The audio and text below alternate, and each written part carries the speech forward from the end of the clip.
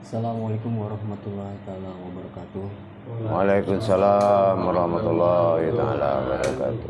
Alhamdulillah berjumpa kembali dengan saya Khalifah Sakti Haji Muhammad Swadi Al-Walidin dalam channel Buya Pasaman Timur pada Makom Majelis Zikir Ma'rifatullah. Alhamdulillah pada kesempatan kali ini kita seperti rutinitas di Makom Majelis Zikir Ma'rifatullah setiap malam Jumat mengadakan Rabita Al-Wasilah, yang mana pada kesempatan kali ini ada beberapa dari kawan-kawan jemaah dan saudara kita sekalian yang ingin pula bermujakarah dengan guru mursyid kita Syekh Nur Muhammad Buya Irwan Maulana Al-Khalidi, yang pada kesempatan kali ini beliau masih dapat terkena mengiringi kegiatan rutinitas kita, dan kita sapa terlebih dahulu beliau. Assalamualaikum warahmatullahi taala wabarakatuh. Waalaikumsalam warahmatullahi taala wabarakatuh.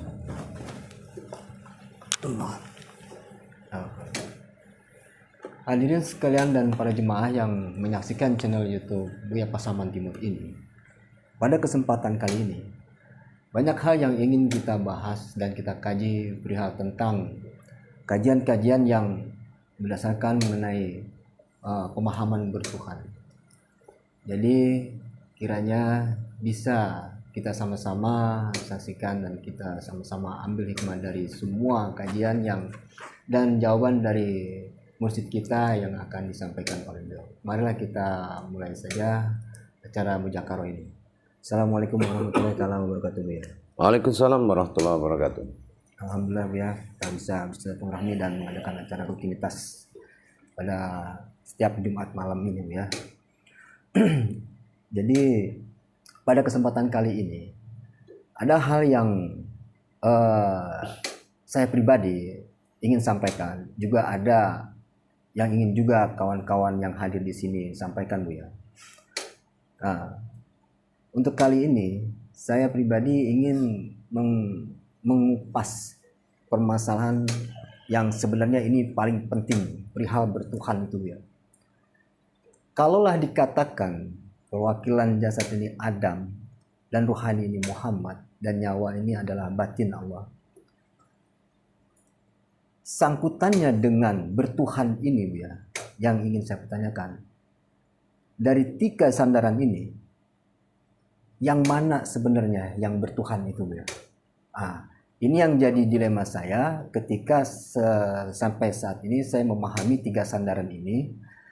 Nah, kalau dikatakan bertuhan tidak ada ruang jarak dan waktu, kaitannya dengan tiga sandaran ini Adam, Muhammad dan batin pada Allah, itu seperti apa Bu ya? Mohon petunjuk ya Bu ya. Iya, bismillahirrahmanirrahim. Kalau kita bicara bertuhan, berarti kita terlebih dahulu mengenal kepada pemahaman tentang usuluddin. Kenapa? Dalam hukum hakum minallah wa hakum bali bismillah, hanya sifat diriku sendiri yang bisa kembali kepadaku dan sifatku sendiri yang menjadi umatku. Nah, disinilah terjadinya kajian memperjelas sifat awaludinnya. Itu sudah dikaji awal ketuhanannya. Kalau kita kaji sholat, itu kaji setelah jelasnya penghulu ibadah, yaitu yang dikatakan Tuhan, yang dikatakan diri. Ya. Tapi sebelum kita mengkaji sebuah perbuatan antara diri dengan Tuhan, maka kita dulu harus mengkaji pada kodratnya diri. Nah, kita sama-sama tahu istilahnya kalau dalam ejaan dalam tasawuf itu dikatakan awal diri adalah Tuhan, bernama Ilah. Awaludin ma'rifatullah. Awal agama bernama mengenal Allah. Tapi setelah Tuhan ini berasmakan Allah. Nah, jadi kalau pokok pengkajian kita harus kembali kepada usuluddin dulu. Di sinilah penetapan syahadat, penyatuan antara keilahan diri, keilahan Tuhan pada makom ketuhanan dengan ketuhanannya dalam makom Allah. Inilah yang menjadi tauhid. La ilaha illallah. Antara ilah dengan Allah ini kita harus benar-benar menjadikan pasangan pada sifat aftar dan ba'dal. Pada sifat dikala bernama Allah dalam sifat aftar banyak, ahadnya itu 3. Pada sifat ba'dalnya dikatakan dengan wahid pada 1. Nah, dikatakan telah terjadi Tuhan dan umat, ini proses usuluddin. Bukan telah terjadi solat, telah terjadi umat dan Tuhan dalam kajian diri pada tingkat usuluddin. La ilah. Nah, maka dalam surat An-Nas yaitu ilahinas. Setelah bangkitnya qul a'udzu birabbin nas, katakanlah engkau aku yang menguasai engkau, malikin nas, dan aku berbangkit ilahinas menjadi Tuhan bagi dirimu. Jadi kita harus mengalami proses pentajalian sirullah dulu dalam kajian usuluddin. Gitu. Jadi kalau kaitan dengan sholat itu, secara awam kita mengartikan tidak bisa dikatakan batasan orang sholat itu sudah bertuhan. Apa seperti itu, Bu? Ya? Harusnya. Kalau memang kebenaran tauhid ilahiyahnya sudah nyata adanya, artinya wajibul wujud, sudah diakui oleh hatinya memang Allah itu pasti ada. Wajibul wujud, wujud pada dirinya, maka dia sudah mendapatkan sifat waliul wujud, yaitu sifat kewalian dari Allah atau sifat mewakili. Kenapa? Kodrat-kodrat diri yang difitrahkan dalam diri kita tadi itu adalah diri sifat bagi Allah atau bersifatnya Allah bagi diri pada diri kita. Contoh kita sholat, yang bergerak itu, yang af'al itu siapa yang menggerakkan? Nah, satu gerakan saja kita nggak paham, tidak paham siapa yang menggerakkan jasad ini dalam sholat, ini bisa membatalkan ibtiqo'nya sholat, itu tujuannya. Jadi kalau kita terlalu cepat mengkaji tentang diri itu langsung kepada sholat, ini agak rancu, ya, agak rancu sedikit karena 3 yang wajib kita kenali dulu. Ya, wajib pertama adalah awaludin marifat, wajib kedua waludin marifatullah. Tapi wajib pertama ini, inilah yang dikatakan awal diri bernama Tuhan ilah. Nah, ilah itu artinya Tuhan. Nah, gitu. Nah, kalau dalam kaji Tuhan ada yang dikatakan sifat, sebenarnya yang ingin lebih jelas lagi, Bu, ya, sifat Tuhan atau sifat ketuhanan yang sebenarnya apa emang ini sama, Bu, ya? Antara sifat Tuhan dengan sifat ketuhanan? Kira-kira ente kalau melihat cabai dengan pedasnya duluan mana? Oh, begitu ya. Ya. Sama, Bu. Nah, dari sekian sifat, lanjutnya, Bu. Dari sekian sifat Tuhan, kan ada yang dikatakan qiyamuhu binafsihi, Bu. ya. Nah, ketika sifat satunya ini, sifat sendirian ini, Bu, itu pada makom apa sebenarnya, Bu? Inilah yang dikatakan pada makom, pada sifat sir kepada wujud. Ya. Di dalam ke alam sirnya, sirullah tadi kan ada tauhid sirullah, ya. Di dalam kerahasiaannya sendiri, dia berbicara dengan hatinya sendiri, maka dia mewujudkan sebuah kehendaknya. Seperti kita bicara dengan hati kita. Saya besok mau ke pasar, saya besok rencana jemput teman. Begitulah yang dikatakan qudsi Allah. Begitu Allah itu berbicara dengan dia sendiri, dirinya sendiri, itu namanya qudsi. Maka dia berkehendak menjadikan sebuah diri karena dia ingin menjadi Tuhan. Dan dia ingin menjadi Tuhan dipanggil dengan nama Allah. Maka kujadikanlah umat. Nah, disinilah dia menghijrahkan suatu benda di dalam dirinya, itu yang dinamakan zat dengan sebutan ah. Nah, itu awal dia menjadikan dengan kehendaknya. Makanya sifat iradah itu jatuh kepada kehendak yang dinamakan wujud Muhammad. Tapi itu adalah zat yang pertama dijadikan. Begitulah dia mentajalikan sampai utuh menjadi sebuah insan.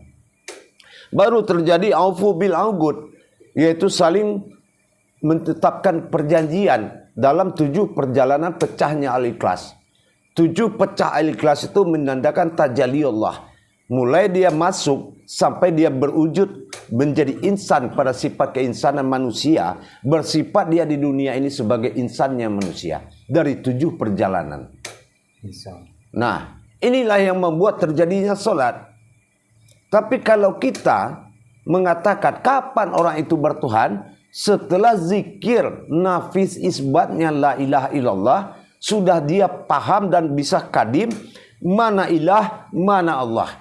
Mana Tuhan dia yang dia puja menjadi Allah, mana Tuhan dia yang dia sembah bernamakan Allah. La ilaha illallah, mana itu nafis isbat, mana yang dinapiskan, mana yang ditetapkan. Nah gitu ya. Nah ini adalah dari pekerjaan daripada tauhid. Nah harusnya kita menjalankan zikir tersebut dengan benar. Kita harus masuk itu dalam tingkat ilahiyah. Gitu. Nah.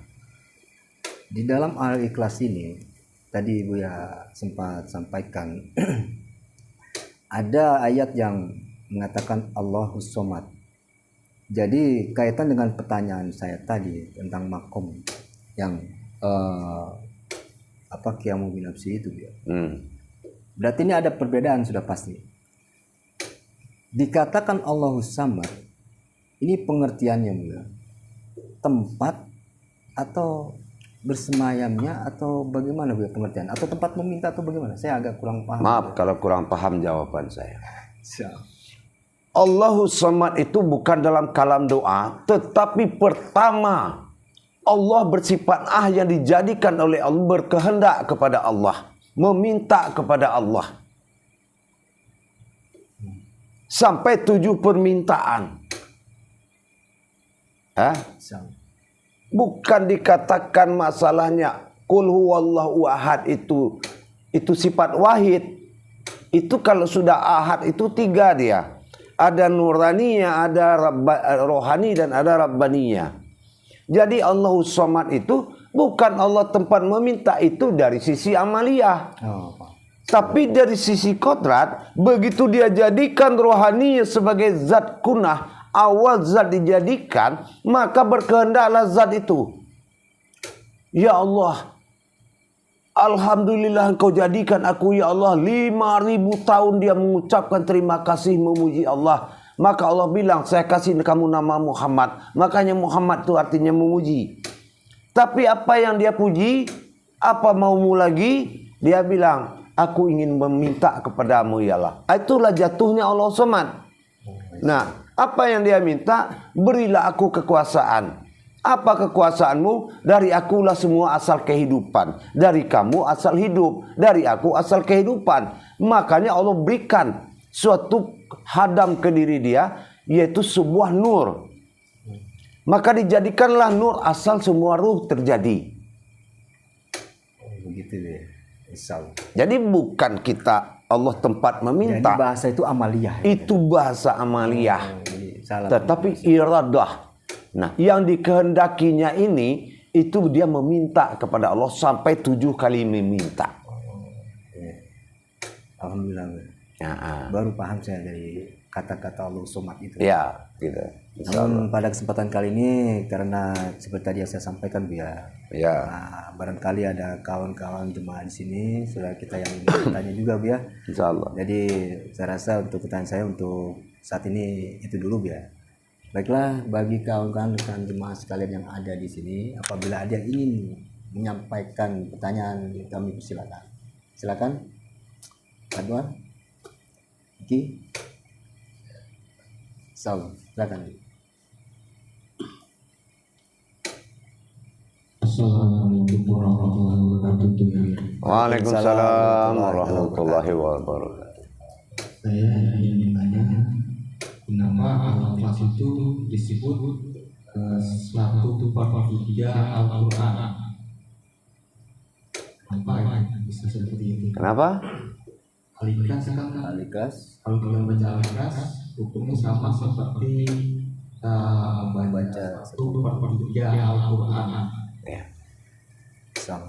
Karena begini, bernama surah itu Al-Ikhlas setelah antara Allah dengan dirinya sendiri yang dimaujudkannya sebagai aftar, yaitu akan disebut, akan disembah orang, maka dia telah mengikhlaskan rohaninya menjadi bagian dari diri dia untuk menjadi umat. Dan diri rohaninya ikhlas memanggil jati diri dia, yaitu diri minnya tadi, menjadi Tuhan. Nah, masa ikhlas ini terjadi dalam 7 perkara. Jadi kalau sudah ini dituliskan di Al-Quran menjadi peristiwa kodratnya Allah, maka membaca kodratnya Allah ini membuat rohani itu berderajat lebih besar. Jadi dikatakan Al-Ikhlas ini adalah tiang kaji. Jadi kalau kita ingin mendapatkan kaji dari Allah, maka kita harus kaji dulu induk kaji. Induk kaji adalah ma'rifatnya Al-Ikhlas tadi. Kalau sudah rohani kita mengalami suatu pemahaman tentang Al-Ikhlas, maka bagi kita untuk mengamalkan yang lain itu sudah mudah. Kalau di zaman dahulu, di zaman Nabi, sebelum dia menuntut ilmu ke Rasulullah, dia datang dulu menjemput tiang kajinya. Maka terjadilah haul tawaf guru. Ditawaflah Rasul ini seperti tawafnya di Ka'bah. Setelah 7 kali tawaf, dia duduk, barulah dia menerima tiang kaji. Seperti itu. Karena Al-Ikhlas ini dia pecah dua juga. Berpihak kepada sifat ketuhanan ilahnya dengan sifat ketuhanan yang telah berasmakan Allah. Ini berasmakan Allah, dia akan lari kepada alam. Bersamakan ilah, dia akan lari kepada kodrat diri.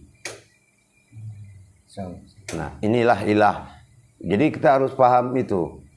Ya, rezeki. Jadi yang dikatakan mendapatkan, malah pahalanya, amalnya diberikan 3 kali hatam Al-Quran. Kalau di saat mau tidur, kita membaca Al-Ikhlas tapi melihat peristiwa kejadian. Bagaimana peristiwa diri kita dengan Allah. Allah berikan hidayahnya 3 kali khatam Quran kalau mau tidur. Tapi kalau membaca sekilas, sepertiga Al-Quran. Salam. Paham kira-kira? Nah, silakan yang lain. Baju berapa? Silakan baju.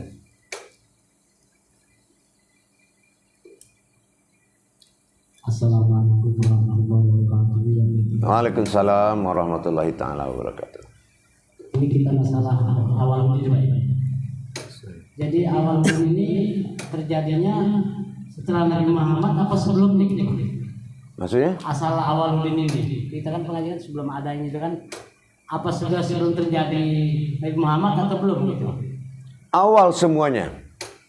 Awal rohani bernama Muhammad itu dikaji. Ya. Awal nurani bernama Adam.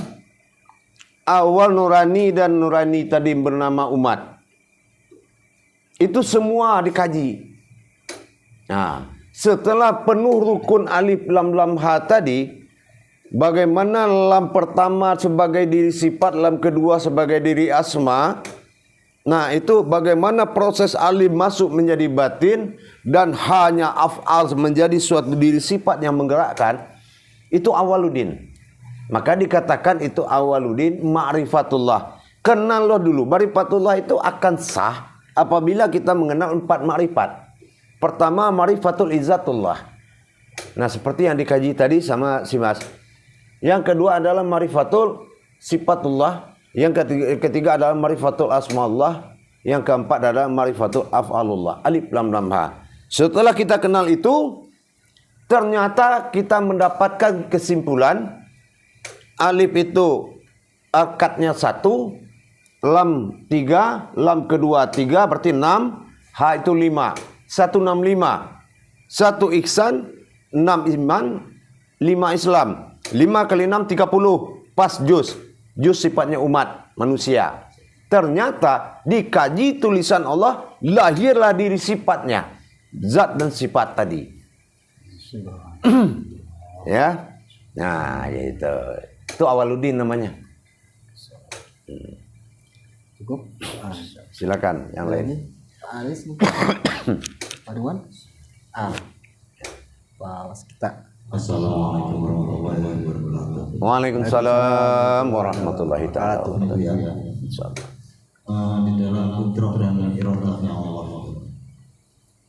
Sementara manusia itu kan anak Adam itu sudah dibekali Allah dengan berbagai kemampuan. Di dalam gerak dan diam itu sendiri itu sebenarnya bagaimana ini?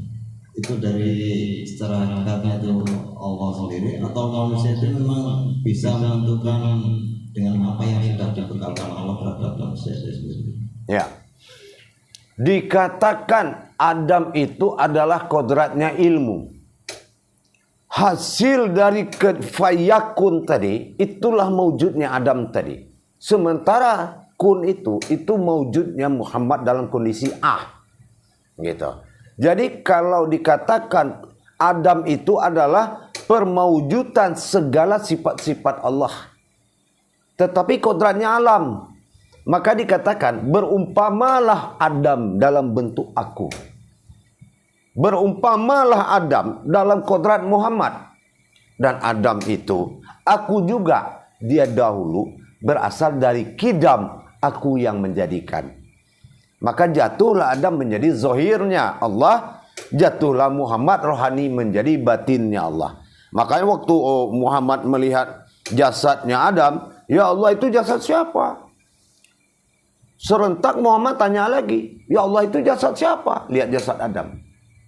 Allah nggak bilang itu Adam ini Muhammad, tapi dia bilang itu zahirku, itu batinku. Nah, jadi kalau kita sudah bicara tentang kodrat iradat, itu asmanya pasti lari kepada iradat sifatnya Muhammad. Seperti kaji usuluddin tadi, bahasanya dengan kehendakku, ku jadikan itu alif awal, di belakang artinya Allah. Nah inilah yang akan disembah manusia nanti. Maka dengan kehendakku, dengan kehendaknya Muhammad, ku jadikanlah hayat, itulah nur. Itulah akan menjadi sekalian nyawa daripada umat. Nyawa daripada makhluk. Nah itu dikatakan dalam filosofi ma'rifat. Jasad kembali kepada ruh, ruh kembali kepada nur, nur kembali kepada zat, zat kembali kepada sir, sir kembali kepada batin, batin kembali kepada wujud, wujud asal mula jadi. Nah seperti itu tajalinya. Jadi kita tidak boleh berhenti mengkaji pada kodrat tajali. Berhentinya di akhir. Nanti kalau kita berhenti, bisa nur Tuhan jadi nur. Dengan sesat kita mati dalam nur. Nah, begitu juga dikatakan wala tafaraku fi zatun wa tafaraku fi sifatun. Jangan engkau tafakur kepada zatku, tapi tafakurlah kepada sifatku. Sifat Allah apa? Bersifatnya Allah. Nah inilah Dede, antara cabai dengan pedesnya tadi. Kalau kamu memang mengaku maujudullah, maka rasa pedes itu nggak boleh hilang dari cabai tadi. Itulah harus menjadi amalanmu 24 jam. Ya, itu yang dikatakan tingkat wajibul wujud tadi. Orang yang sudah mengakui mutlak Allah perantara zat dan sifatnya, dan bersifat bertingkah Allah pada dirinya, maka itulah orang yang akan bisa bermusahadah, saling berpandang-pandangan dengan Allah. Nah, seperti itu. Tentunya dengan proses, ya. Paham kira-kira, Mas? Nah, lanjut. Gimana, Pak? Silakan. Silakan. begini ya, mungkin saya nambah lagi ini, Silakan Pak. mungkin sudah bapak kanan kita salah mungkin kembali ke masalah sholat tadi yang pertanyaan sama Allah. Saya ingin menanyakan bagaimana di dalam sholat itu bisa menumbuhkan rasa kecintaan kita itu terhadap Allah, sehingga ketika ada panggilan azan atau sholat itu kita menjadi punya giroh untuk segera mendapatkannya. Nah, itu. Kenapa? Kita harus tahu dulu siapa yang dipanggil Allah ini. Allahu Akbar, Allahu Akbar. Yang dia panggil siapa? Awalnya pendek nih. Allahu Akbar, Allah. Jauh banget. Jangan, itu hati-hati. Kalau tidak tahu marifatnya akan rugi besar. Ya. Nah, siapa yang dia panggil? Kembali kepada 3 suku kata tadi. Ada kata Allah, ada kata Hu, dan ada kata Akbar. Kenapa kita pisah begitu? Karena itu adalah perwujudan. Nggak mungkin ada sebuah kata tanpa ada sebuah huruf. Makanya bisa diterjemahkan kata itu. Allah bersifat as-salbiyah pada diri. 5 sifat Allah salbiyah. Ya. Hu adalah sifat nafsiyah. Tentang ghaib pada Allah, pada nyawa. Itulah batin. Sementara Akbar adalah manawiyah, sama basar kalam hayat, kodrat idadat ilmu. Tambah ke hakikatnya, berarti 14. 14 tambah 1 tambah 5. 20. Bersifat 20 Allah pada diri. Maka dipanggillah sifat 20 ini, jatuh hijriahnya adalah umat. Itulah sifat 20 Allah. Jadi sifat 20 ini yang dikatakan manawiyah, itu yang 7, 14. Di taman nafsiyah, itu batin. Dan salbiyahnya itulah zatnya Allah. Jadi itulah yang dikatakan rohani, nurani, rabbani. Nurani, saya manggil nurku. Rohani, saya memanggil rohaniku. Rabbani, saya panggil batinku. Kenapa enggak kamu antarkan? Apa ada hakmu menahan? Makanya dosa dan kafir kamu tidak menghadirkan hakku sendiri. Itu rupanya. Saya tidak butuh kamu takwa. Saya tidak butuh kamu menyembahku. Tapi saya butuh rohaniku mana? Nuraniku mana? Rabbaniku mana? Itulah tubuh panafilah.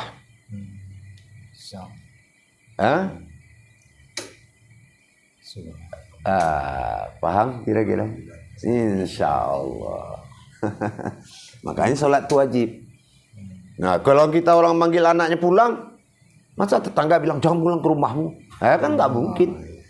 Atau kita pegang anaknya, marah lah kita. Nah sekarang begitu juga, sama kayak kita nih. Kita sholat, tapi kita tidak tahu akad sholat. Pikiran kemana-mana. Coba kita tanya, ada suami istri di sini. Suami di rumah dekat kita, pikirannya kemana-mana, marah nggak? Hah? Tanya saya, Bu Senia.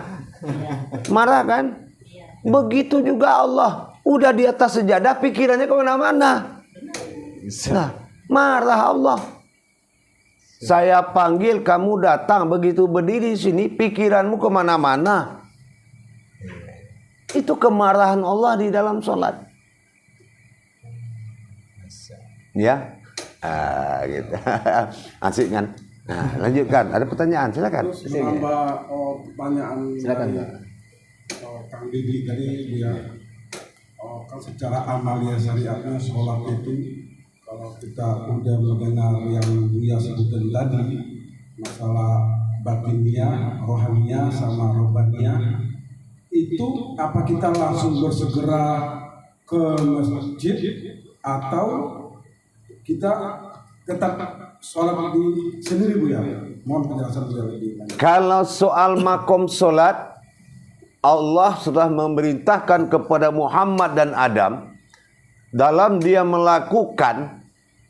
mengadakan zikir kepada Allah dalam 12 tingkat zikir. Alam ini sudah halal untuk tempat sholat.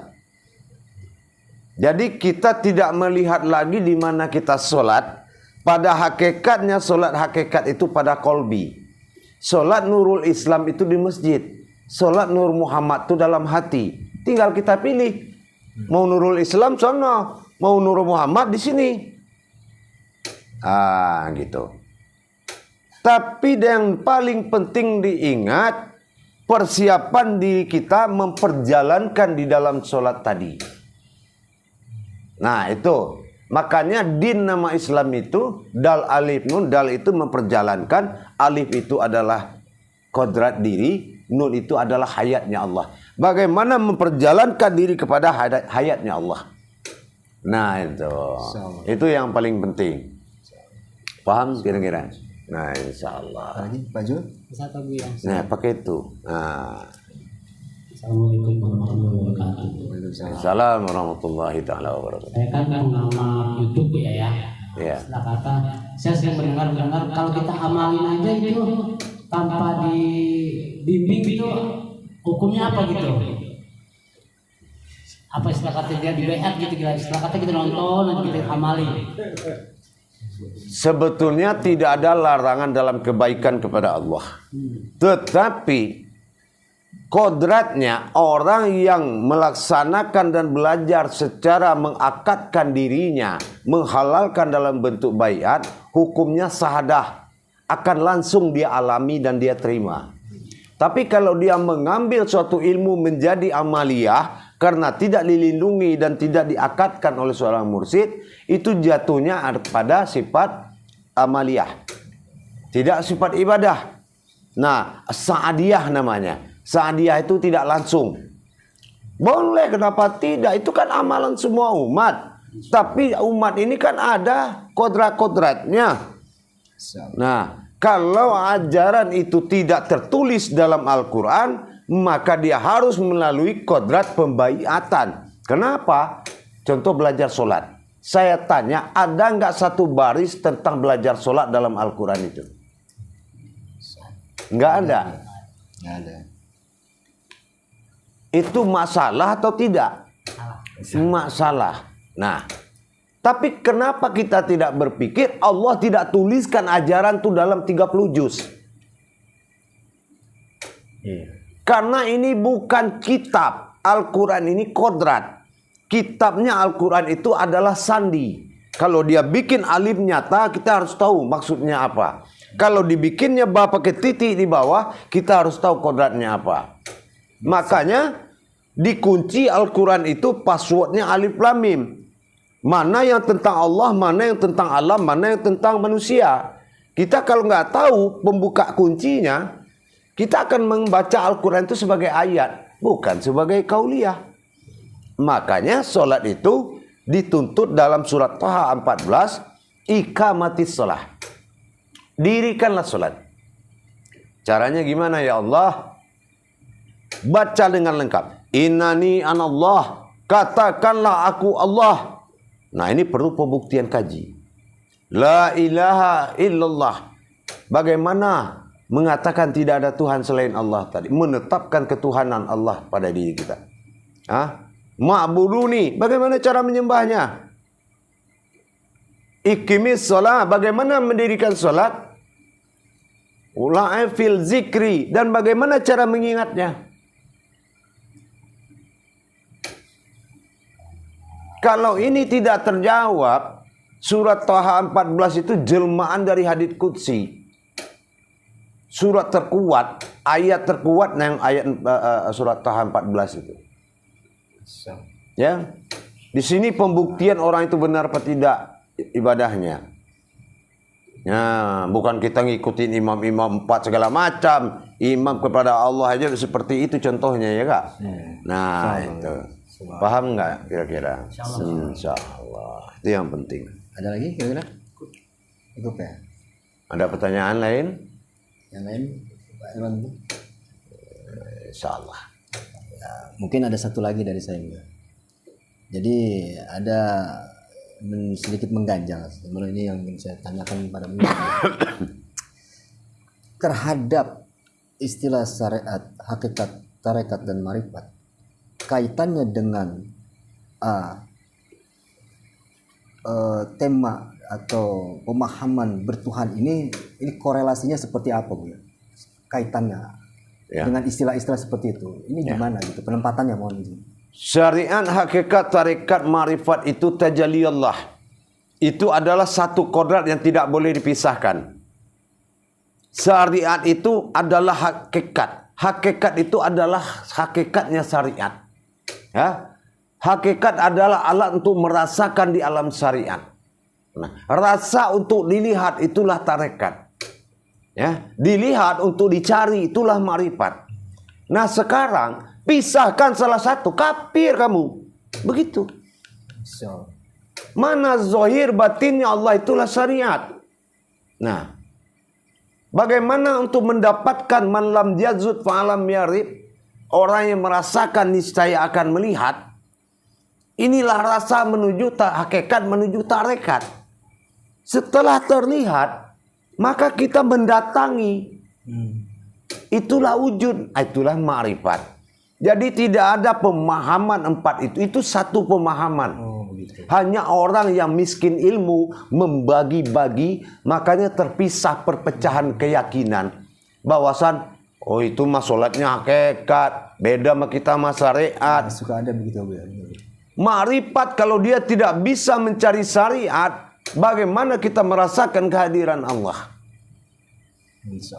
Nah, begitu juga tarekat. Kalau tarekat sudah menuju ma'rifat, kemana lagi tarekat mau dilanjutkan? Sudah berhenti di ma'rifat. Begitu juga syariat. Kalau sudah syariat itu jatuh kepada rasa, maka syariat itu akan menjadi kebosanan. Rasa ini hakikat akan menjadi suatu keyakinan. Dan tarekat akan menjadi suatu kebiasaan. Dan ma'rifat akan menjadi suatu kerinduan. Nah, coba pisahkan salah satu. Pincang amaliyah itu. Ya. Hakikatnya itu satu sih. Nah, makanya kita jangan fasik. Orang syariat tanpa berhakikat itu munafik. Kenapa? Peraturan dijalankan tapi maksudnya nggak tahu. Hakikat tanpa tarekat itu bisa kafir sindik. Dia ada rasa tapi nggak ngelihat apa-apa. Tarekat tanpa marifat itu malah kafir sindik lagi. Apa namanya? Dia melihat tapi nggak tahu tujuannya kemana. Maka ada 7 amal besar tadi. Syariat, hakikat, tarekat, marifat akan disambut oleh tasawuf, tauhid dan tarekat. Gitu ya. Jadi jangan salah paham. Tidak ada perbedaan ibadah dari jalan yang 4 makom tadi. Itu adalah tajalli. Paham? Nah, sekarang begini, Bu, ya, izin, ya. Ada istilah syariatullah. Itu kemana arah makom? Nah, kalau sudah menjadi syariatullah, berarti kadar kaji dalam dirinya sudah bagus, sehingga derajat kesyariatnya itu dinaikkan. Oh, begitu. Contoh, wahai umat, buanglah kebatilan, dirikan yang hak. Itu masih syariat din. Itu masih syariat peraturan. Wahai umat, kata Allah, hadirkan diri sifat menuju diri yang zat. Sudah naik hakikat. Wahai umat, hadirkan diri sifatmu untuk mendapatkan diri sirmu. Sudah naik ma'rifat. Setelah itu, wahai umat, dirikan diri batin. Hanya aku yang bisa menghadap diriku sendiri. Itulah sir dalam kodrat batin. Batin pada jasad, sir pada kodrat Allah. Jadi, itu tingkatan amaliyahnya. Semakin ditinggi kaji, semakin derajatnya kita naik. Bukan sholatnya berubah. Rupanya derajat yang iyalah. Alhamdulillah. Makanya Islam memiliki 5 tauhid dan 5 derajat muslim. Ya. Pertama, tauhidin. Orang itu taat kepada peraturan. Maka Allah hadiahkan. Yang kedua adalah tauhid zuhudiyah. Mulai dia merasa tidak banyak cincong hidup di dunia ini. Ya, sudah mulai tenang dia. Yang ketiga, dengan ketenang itu baru Allah datangkan petunjuk namanya tauhid ilahiyah. Baru dia kepikiran Tuhan. Karena rajin-rajin yang kita sembah siapa nih? Nah setelah itu baru dinaikkan tauhidnya ghaibiyah. Allah mulai buka hatinya. Sudah bisa dia memahami kegaiban Allah. Nah, barulah terakhir tauhid siriyah. Baru Allah nyatakan semuanya rahasianya. Begitu juga di derajat kemuslimannya. Awalnya muslim kasar. Tahunya habis sholat masjid pulang tidur. Nah, karena dia taat dinaikkan kepada muslim mukminin. Mulai dia punya ilmu. Karena capek-capek belajar sholat. Maksudnya yang saya sembah siapa? Naik derajatnya muslim mukminin. Nah, karena dia sudah berilmu, datanglah petunjuk bagi Allah. Dia ingin mengajar, maka naik muslim muksinin. Nah, atau dikatakan mukharabun, ya. Aduh, kalau gitu saya akan kasih tahu umat biar mudah belajar pada Allah. Dapatlah derajat muksinin. Setelah itu, setelah dia mendapatkan derajat itu, benar-benar kusuk zikirnya, naik ke tingkat muslim mutakin. Mulai dia takwa. Wah, zikir nggak bisa diganggu. Nah, barulah Allah berikan, terbuka pintu ke dia, naiklah kepada muslim arifin. Apa aja di kode Allah dia sudah tahu. Gitu. Sampai ke situ ya. Sampai ke situ. Jadi ustadz nggak bisa diakui orang kampung, harus melalui proses itu dulu. 5 derajat dari 5 tauhid. Ya. Nah, kalau itu muslimin, kan? Kira-kira masih ada yang mau bertanya? Silakan. Sebelum kita sudahi acara ini, karena sudah saatnya mungkin Buya harus ibadah. Ada lagi kira-kira? Cukup? Insyaallah. Alhamdulillah Buya. Dari pertanyaan-pertanyaan demi pertanyaan sampai jawaban-jawaban, banyak hikmah yang diambil Buya. Alhamdulillah. Terutama dari pertanyaan-pertanyaan kawan-kawan yang di sini, juga pertanyaan pribadi saya yang mendapatkan jawaban dari Buya. Namun sebelum ditutup atau disudahi acara ini, seperti biasa Bu, saya dan kawan-kawan di sini jemaah ingin mendapatkan nasihat dan doa dari Buya. Mohon petunjuknya Bu. Insyaallah. Sebagai mursyid saya hanya menasihati. Jadilah kita orang yang bisa meyakinkan Allah kalau kita ini bersungguh-sungguh kepadanya. Kenapa? Seperti kita mau sholat. Ya Allah, aku yakin aku tidak sanggup melihatmu. Tapi ada yang lebih ku yakini. Aku yakin kau melihat. Nah, itulah prinsip orang yang ingin belajar. Gitu. Tidak mampu kamu lihat Allah, tapi merasalah dilihat oleh Allah. Maka terjagalah sholatnya. Insyaallah. Itu aja. Insyaallah ya. Alhamdulillah. Jadi demikianlah para hadirin pemirsa dan para jemaah yang menyaksikan channel YouTube Buya Pasaman Timur pada Makom Majlis Zikir Ma'rifatullah. Dari pertanyaan demi pertanyaan tadi yang sudah terlontarkan dan sudah mendapatkan jawaban dari guru masjid kita. Semoga apa yang tadi disampaikan menjadikan tambahan ilmu yang bisa bermanfaat bagi kita dalam rangka beramal dan beribadah menuju yang hak bagi Allah. Insyaallah kiranya cukup sekian acara kita pertanyaan ini. Saya Khalifah Sakti Haji Muhammad Sodi Al-Walidin. Saya akhiri bila taufiq wal hidayah. Wassalamualaikum warahmatullahi taala wabarakatuh. Waalaikumsalam warahmatullahi taala wabarakatuh.